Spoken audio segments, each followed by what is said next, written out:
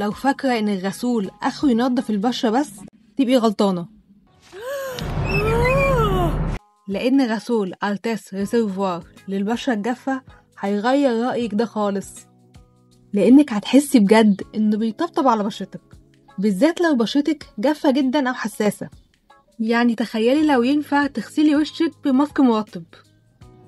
مكوناته فيها حاجتين مهمين جدا للبشرة ونادرا بصراحة لما بلاقيهم في غسول: السيرامايدز، وهو فيه 3 أنواع مختلفة من السيرامايدز اللي بيصلحوا البشرة وبيحافظوا على الحاجز الطبيعي، والبيبتايدز، ودي بقى بروتينات صغيرة كده بتحفز إنتاج الكولاجين في البشرة، فده كده معناه بشرة صحية أكتر ومقاومة للجفاف والالتهابات.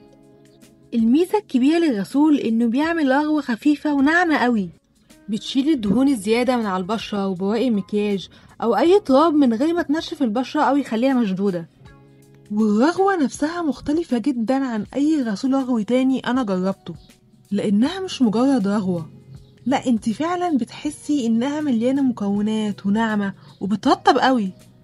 بس برضو الغسول ده مش هينفعك خالص لو بشرتك دهنية، وفي أنواع تانية من الغسول الفوم اللي هتبقى أحسن للبشرة الدهنية هقولك عليها.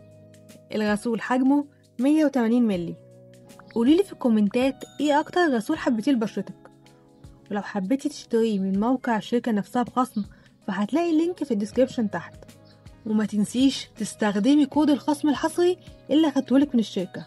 ولو عايزة بقى غسول فوم بس للبشرة الدهنية فشوفي الفيديو ده عن غسول فوم ايفلاين كلين شوت.